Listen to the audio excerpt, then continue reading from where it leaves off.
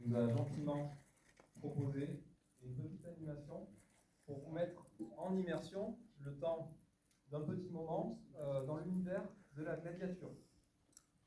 Je suis Aurélien Comte, je suis le président du Pentathlon Club de Saint-Onge, section gladiature. Nous avons une école sur Saint, d'accord, et dans cette école, nous travaillons sur le geste gladiatorial donc sous l'Empire romain. Donc, tout d'abord, pour commencer, un gladiateur, on voit à peu près ce que c'est. C'est quelqu'un torse nu avec un casque qui va taper gentiment sur un adversaire. Alors, Hollywood, entre autres, a diffusé pendant très longtemps et continue de le faire, des fake news sur la gladiature.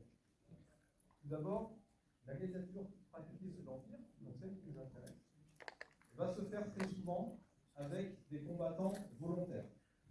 Ce sont des combattants qui vont signer un contrat d'engagement auprès d'un laniste. Le laniste, c'est le propriétaire, d'accord, d'une école de gladiateurs qu'on appelle un ludus. Dans ce ludus, les gladiateurs s'entraînent, vivent ensemble, dans le but de fournir un spectacle lors de jeux. Dans un combat de gladiateurs, ce sont les combattants d'une même école qui combattent ensemble. D'accord ? On ne va pas se mettre en opposition avec un gladiateur d'une autre école et de façon générale avec un gladiateur qu'on ne connaît pas. La raison est simple, des combattants qui vivent toute l'année ensemble, vivent ensemble, travaillent ensemble, vont pouvoir fournir le jour des Jeux un combat spectaculaire car les deux se connaissent. Qui dit combat dit bien entendu blessure, d'accord ? Le sang coule dans les combats de gladiateurs.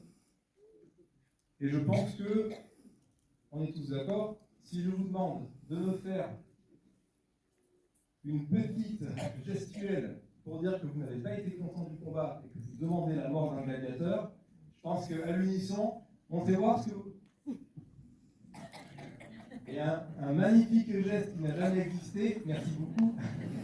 Alors, le pouce vers le bas, c'est un peu malheureux, c'est une erreur de traduction, d'accord, qui est apparue en 1872 dans un tableau de Jérôme, qui est un peintre confus, Policé Ouerceau, donc bas les pouces.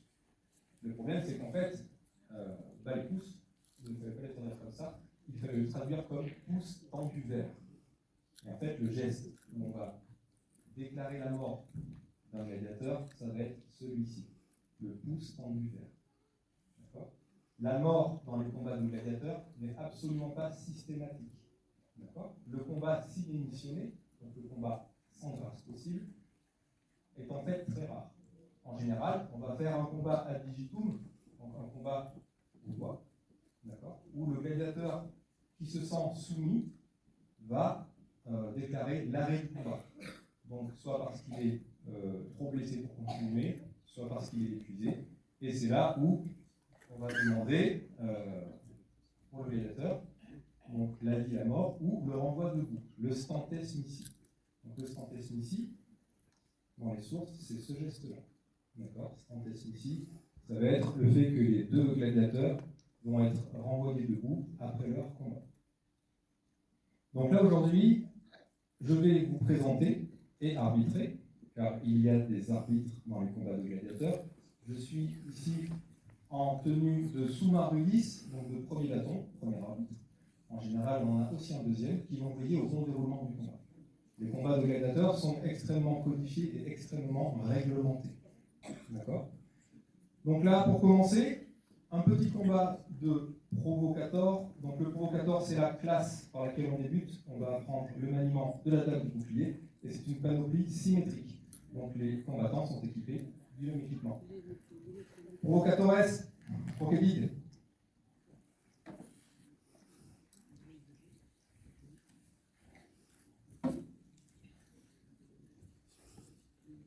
Donc vous voyez sur l'équipement, un casque à large collerette, un scutum, un grand bouclier, armement défensif et offensif, une protection de tibia qui vient protéger la jambe avant, une manica qui va protéger le bras armé, un gant qui va protéger la main armée, et une dague.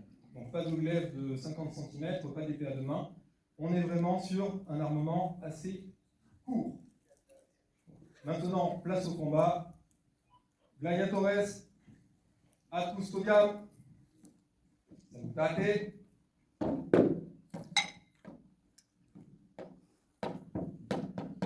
Pugnate.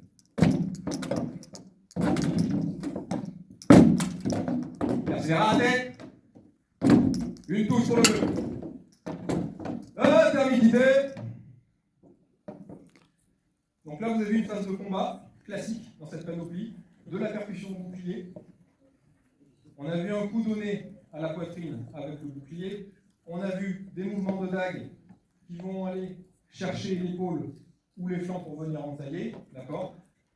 Là, on aurait déjà du sang qui sera en train de couler sur le dos du gladiateur ici. Gladiatores, ad custodiam, pugnate.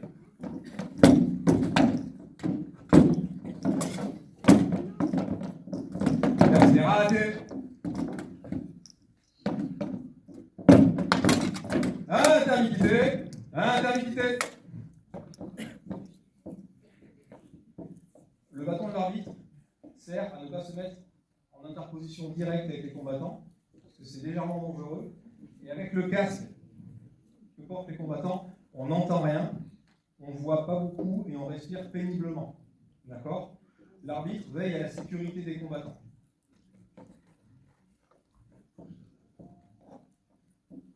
Gladiatores, ad custodiam, en garde, pugnate. Donc on voit ici les percussions de bouclier, magnifique touche du gladiateur rouge dans le dos du gladiateur bleu. Persévérate. Intermitté. Revenez au centre, on va éviter d'abîmer l'écran. Ça c'est dommage. Il y a un film après, je prends plus derrière. Donc on voit ici l'engagement, percussion de bouclier, déstabiliser l'adversaire, le fixer, contourner et éventuellement venir toucher.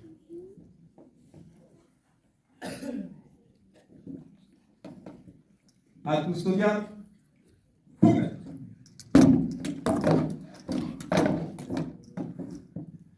Persévérate, persévérate. Une touche sur le flanc, intermitté. Intermitté.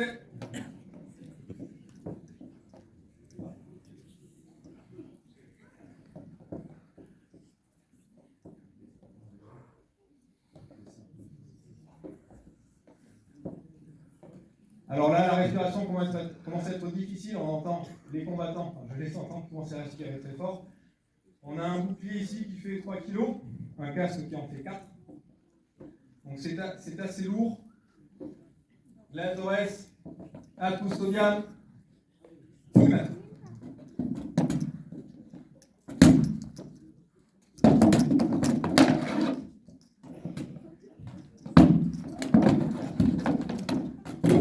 Ça tombe en eau.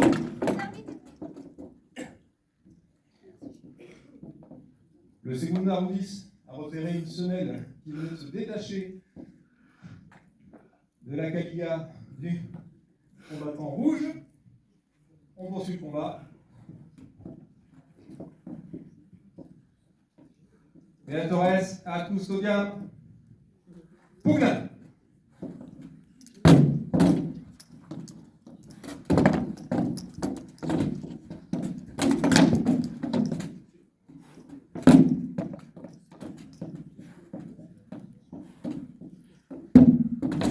Intermitté. On va terminer ce combat parce que là, on sent que ça commence à fatiguer. Je prononce donc un stantes ici. D'accord ? Les combats ne sont pas simulationnés, on en a besoin pour travailler. Provocatores. Salutate. Salutate. Ad sinistram. Referte. On peut les applaudir.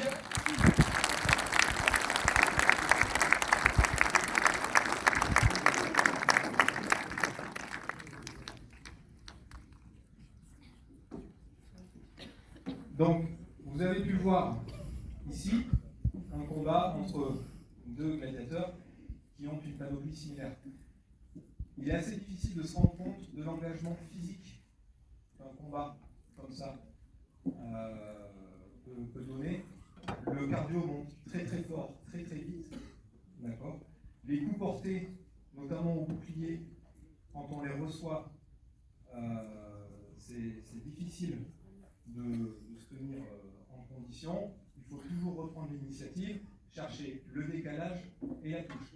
Comme l'espace de combat ici est assez réduit, on ne peut pas manœuvrer exactement comme on veut, pour un combat un tout petit peu linéaire. Mais à côté de ça, je pense qu'on peut les réapplaudir pour ce beau combat.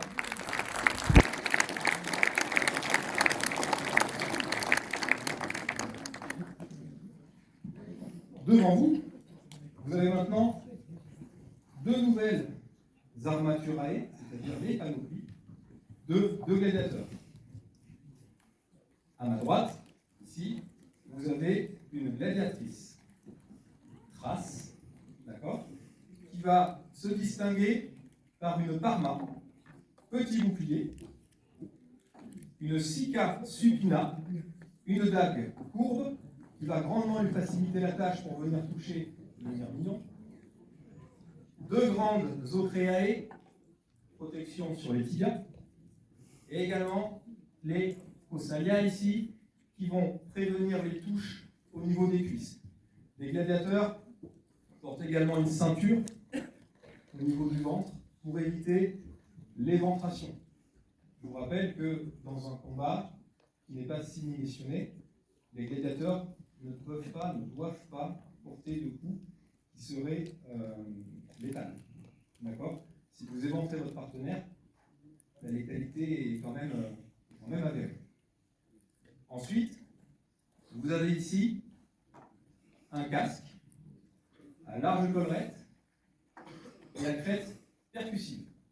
Donc là, le casque également est un équipement défensif pour se protéger le crâne de percussion. La collerette à l'arrière va également protéger la nuque. Et la parma portée sur l'épaule va complètement recouvrir l'épaule et une partie du dos du combattant Thrace. À ma gauche, le mirmillon. Le mirmillon, lui, on peut dire que c'est un petit peu tout l'inverse. Il va avoir un très grand bouclier, d'accord, une petite ocréa, une petite protection de jambe. On retrouve la manica, le gant, une dague droite pour le mirmillon, une ceinture qui va lui protéger la zone abdominale, un casque également avec une crête percussive. Donc vous allez voir, sur ce type de combat, nous allons avoir un mirmillon qui va être dans l'attente, alors que le Thrace va chercher par tous les moyens à le contourner.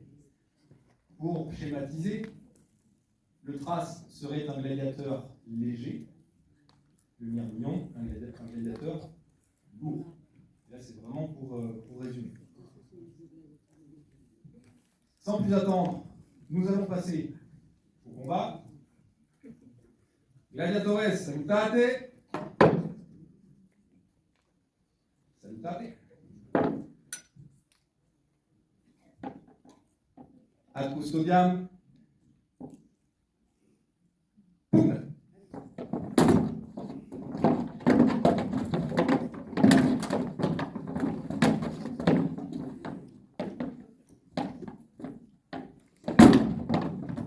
Donc on voit ici le Thrace qui percute au bouclier la visière du mirmillon pour masquer son attaque.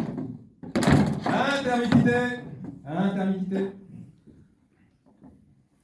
On voit ici la mobilité du Thrace qui essaie de prendre l'avantage, l'ascendant sur le mirmillon, qui va chercher à se positionner pour contre-attaquer en chargeant ou en assénant une touche. Ad custodiam.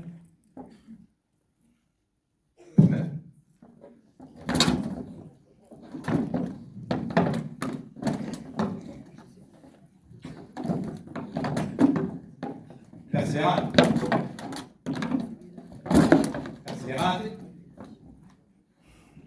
Allez, mirmillon.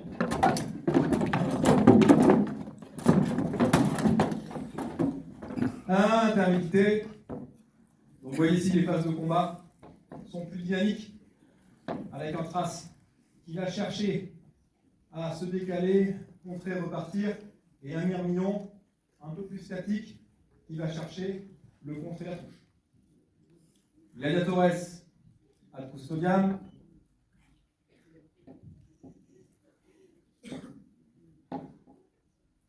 Pugnate.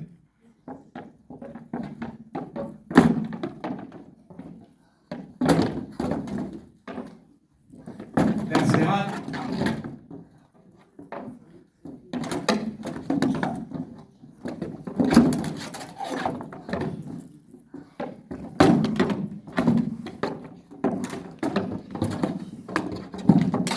Allez, Myrion. Intermédiité. Intermédiité. Donc là, ici, une autre phase de combat qui se termine par une élévation du bouclier du Myrmillon qui vient coincer la main du gladiateur Thrace. Dans les combats, ce qu'on cherche au maximum à éviter, c'est les stocks. Vous êtes un petit peu loin, vous n'avez pas forcément la vision sur le combat. Les stocks, ça va être un coup pénétrant dans le corps de l'adversaire. Ces coups-là sont interdits, d'accord? Parce qu'à partir du moment où on transperce le corps de son adversaire, la létalité est avérée. Donc nous cherchons l'entaille, d'accord, au niveau du dos et au niveau des flancs. Gladiatores, custodiam, pugnate.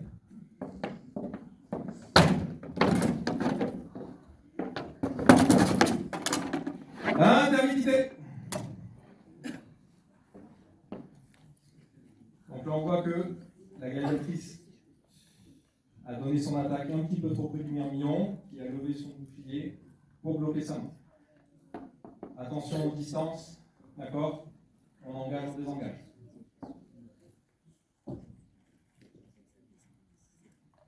Ad custodiam, pugnate.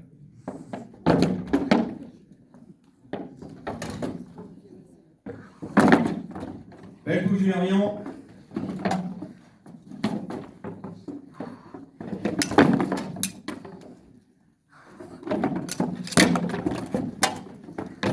Intermédiité.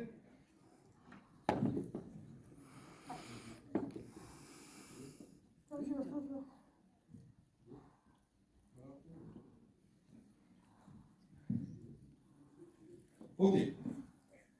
Donc là ici, les combattants me font signe pour annoncer tout haut 2 assauts, d'accord, selon leur état de fatigue. Donc nous sommes à tout haut 2 assauts.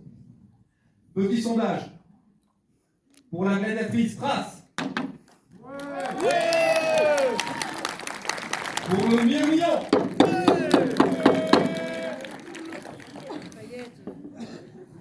Vous savez ce qu'il vous reste à faire. Tenez les paris. Gladiatores, ad custodiam, tout haut, 2 assauts, tout neuf.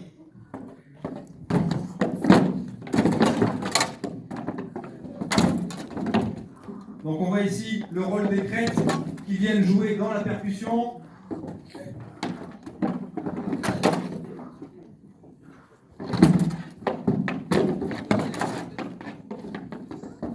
Là, les attaques sont frontales, toucher n'est pas évident. Attention aux espoirs de Myrmillon.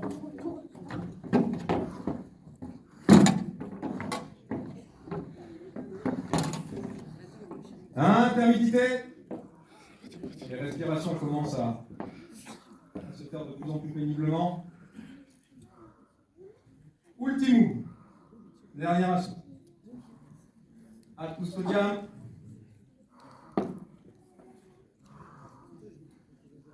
Pugnate.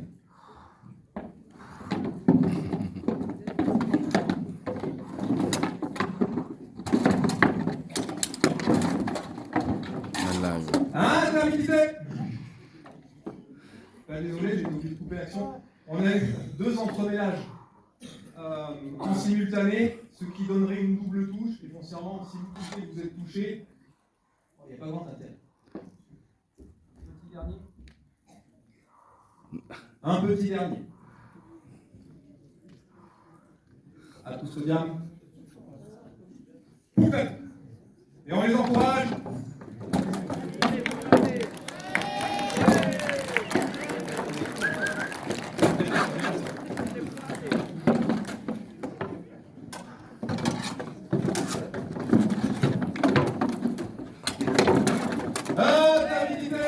Intermittent. On termine. On termine ici sur une double touche également. D'accord, de la part des deux combattants. Gladiatores, salutate. Salutate. State. Provocatores. Coquelite.